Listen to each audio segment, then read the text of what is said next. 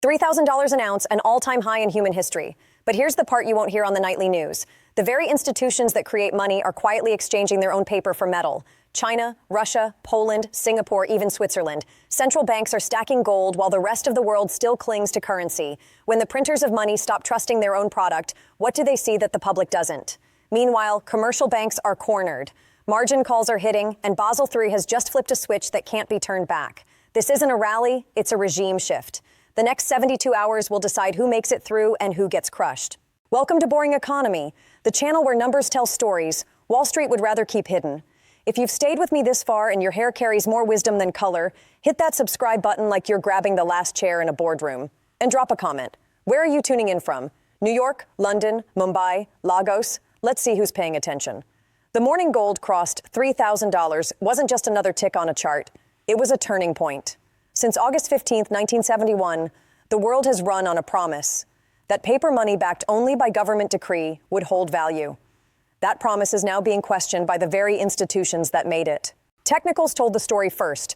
Gold broke resistance at $2,000, then $2,500, then $2,800. Each time it paused, consolidated, and surged again. But past $3,000, there was no pause, just vertical acceleration. Analysts digging into volume saw something unusual. This wasn't retail buyers picking up coins. The trades were massive, measured in tons. Institutions with deep pockets were buying everything in sight. The futures market revealed the real fracture. Normally, traders speculate with leverage, buying contracts instead of metal. But at $3,000, open interest collapsed. Traders demanded physical delivery. Paper promises weren't enough anymore. That triggered a squeeze.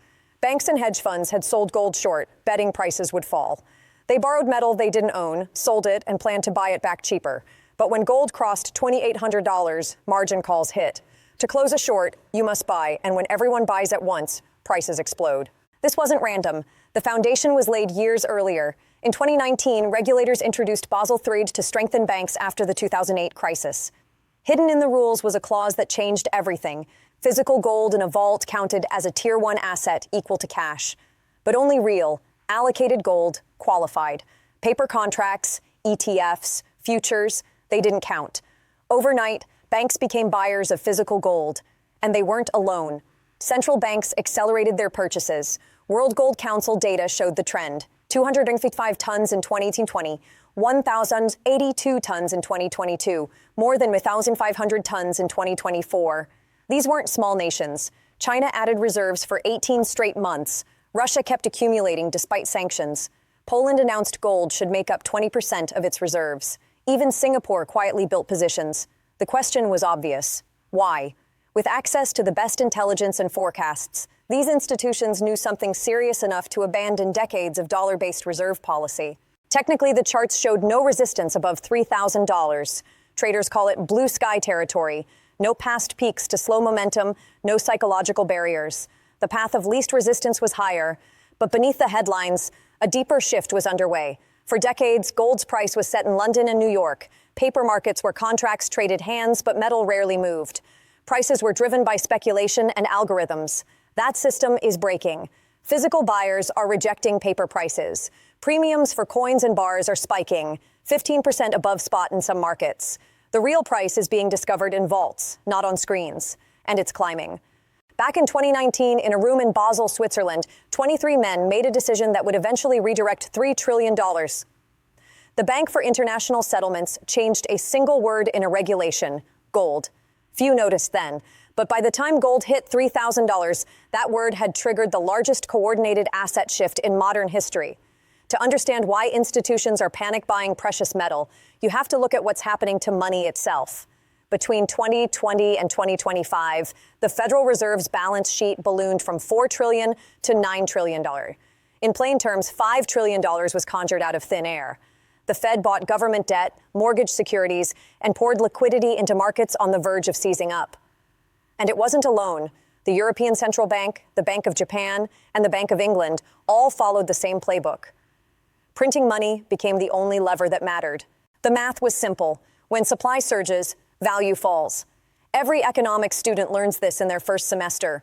Yet policymakers convinced themselves that currency was immune to the rule. They believed they could print endlessly without consequence. But the consequences arrived, first slowly, then suddenly. Real interest rates, the yield after inflation, turned negative across developed economies. Savers faced a nightmare. A German depositor was guaranteed to lose purchasing power. A Japanese retiree holding government bonds watched wealth erode in real terms. Institutions managing trillions were forced to ask, where do you store value when every traditional safe haven guarantees loss? The answer was visible in reserve data. In 2000, central banks held about 32,000 tons of gold. By 2025, that figure had climbed past 36,000 tons. But the buyers had changed. Western banks were flat or selling. Eastern and emerging market banks were aggressive accumulators. China's official reserves rose from 600 tons in 2000 to over 2,200 tons in 2025, though analysts suspected the real figure was far higher. The People's Bank of China reported sporadically, often revealing months of hidden purchases. Russia told the same story. Despite sanctions and isolation, it kept buying relentlessly. The strategy was clear.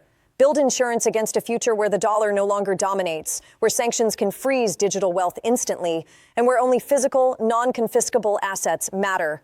Turkey offered a live case study. Between 2018 and 2024, the lira lost 80% of its value against the dollar. Citizens who trusted banks saw savings vanish. Those who held gold preserved purchasing power. The lesson was obvious to other nations. Meanwhile, government debt levels soared to wartime extremes. U.S. debt to GDP surpassed 130%. Japan's hit 260%. Italy, France, Spain carried loads once considered catastrophic. The math was impossible. These debts could not be repaid in real terms. The only way out was inflation. Devalue the currency and shrink the debt in purchasing power.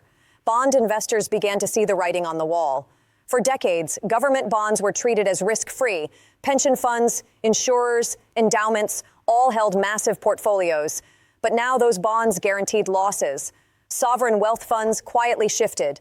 Norway's pension fund, Abu Dhabi's investment authority, Singapore's GIC, among the most conservative institutions in the world, were buying gold. When the creators of money stop trusting money, when the lenders to governments stop trusting promises, when the guardians of national wealth choose metal over paper, the signal is unmistakable.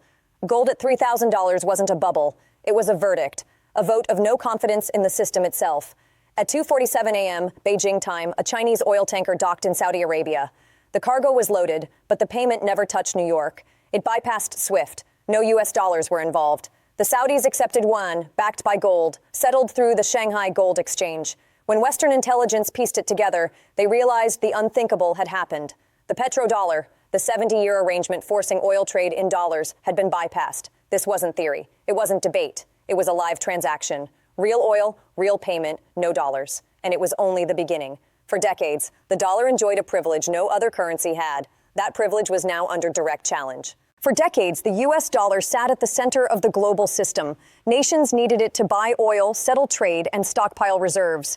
That automatic demand gave America a privilege no other country enjoyed, the ability to run deficits that would bankrupt anyone else, while exporting inflation to the rest of the world. But that arrangement depended on trust, cooperation, and a willingness to accept U.S. financial dominance. That willingness is fading. The BRICS nations, Brazil, Russia, India, China, South Africa, had been meeting for years. Western media dismissed those gatherings as empty symbolism.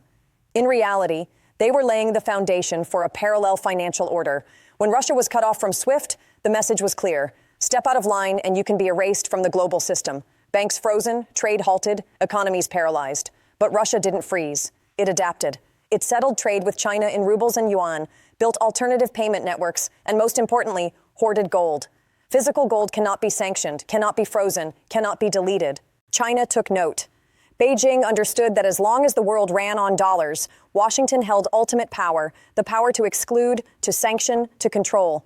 So China built alternatives, the cross-border interbank payment system, the Asian Infrastructure Investment Bank, the Belt and Road Initiative, and beneath it all, gold. China wasn't just adding to reserves, it was building the Shanghai Gold Exchange into a rival to London and New York, creating yuan-denominated contracts, offering partners settlement in currency backed by metal instead of debt. As gold rose, China's reserves gained credibility, the yuan strengthened, and the dollar's monopoly weakened. India joined from another angle. Gold has always been woven into Indian culture: weddings, traditions, distrust of paper money. For decades, the government tried to discourage it, urging citizens to trust banks and bonds. But households kept buying, amassing over 25,000 tons, more than any other population. When the rupee faltered, gold protected them. When inflation surged, gold preserved wealth. Generations of wisdom proved right. Eventually, the government shifted too, accumulating reserves and exploring gold-backed trade deals, positioning India as a bridge between East and West in a fractured system. The Global South was watching closely. Africa, Latin America, Southeast Asia, all scarred by dollar dependency, IMF bailouts, and debt traps in currencies they couldn't print. Gold offered neutrality. No allegiance to Washington or Beijing, just value. Portable, divisible, universally accepted. As sanctions became routine and trade wars escalated, gold emerged as the Switzerland of assets. Neutral ground in a weaponized financial world. At $3,000, gold wasn't just reflecting inflation or monetary policy. It was pricing in fragmentation, conflict, and a multipolar reality where trust is scarce and gold is the last universal language.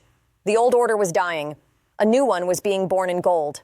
At 6:15 a.m., pension fund managers across North America opened an email. Subject line: Gold allocation review required. Inside, 3 sentences from the CIO. Gold is now 8% of portfolio value due to price appreciation. Original target was 2%. Board meeting Friday to discuss rebalancing. That email represented a $1 trillion dilemma. Do institutions sell the gold that just delivered profits or buy more? The traditional 60-40 portfolio model was breaking down in real time. For 40 years, advisors preached stocks and bonds with maybe a sliver of alternatives. Gold was dismissed as fringe, something conspiracy theorists buried in backyards. But at $3,000, gold was outperforming every major asset class. Bonds were bleeding under negative real yields. Stocks were volatile, detached from fundamentals. Suddenly, the asset ignored for decades was the one everyone needed to understand. Portfolio managers pulled up correlation studies, scrambling to rewrite the rules of modern investing. Gold has always moved differently than stocks. Its price shows little correlation, which means when equities collapse, gold often holds steady or climbs. That's real diversification, not just a theory on paper, but protection in moments of crisis. The pandemic crash of 2020 proved it. Stocks plunged 30% in weeks, while gold rose. The 2023 banking turmoil repeated the pattern. Regional banks failed, gold spiked. Each time the system cracked, gold filled the void. Still, buying gold at $3,000 feels counterintuitive. Human instinct says buy low, sell high. With gold at record levels, every impulse screams, wait for a dip. Yet the fundamentals tell a different story. Mining executives know what most investors overlook. The cost of producing gold has climbed steadily. Energy, labor, equipment, environmental rules, permitting delays, all push the all-in sustaining cost to $1,800, $2,000 per ounce, sometimes higher. That creates a floor. Mines can't run at a loss forever. If prices fall below costs, supply shrinks and prices stabilize. At $3,000, miners are minting cash. Margins have doubled or tripled. Operations that struggled at $2,000 are now thriving. But here's the overlooked opportunity. Mining stocks are still priced as if gold were $2,000. The market hasn't caught up. Analysts call this a valuation gap. Historically, mining shares magnify gold's moves. When gold rises 20%, miners often jump 40 to 60%. They offer leverage to the metal without borrowing. But risks remain. Management missteps, operational setbacks, political instability, currency swings. Institutions weighing exposure face a choice, physical or financial. Physical gold means coins and bars, insured and secure, but costly to store, slow to sell, and yielding nothing. Financial gold, ETFs, futures, offers liquidity and low storage costs, but carries counterparty risk. You own a claim, not the metal itself. The most sophisticated players use both. Physical as the strategic core, financial for tactical moves. Taxes add complexity. Some countries treat gold as a collectible with higher rates, others as currency, some with exemptions. Regulators are watching too. With gold soaring, governments consider reporting rules, purchase limits, even windfall taxes. History warns us. 1933 saw U.S. citizens forced to sell gold to the government at a fixed price, only for it to be revalued higher immediately. A repeat in the same form is unlikely, but intervention of some kind is possible if prices keep climbing. Professionals understand the deeper point. This isn't about chasing quick riches. It's about avoiding slow erosion of wealth. Gold at $3,000 isn't expensive. The dollar is cheap.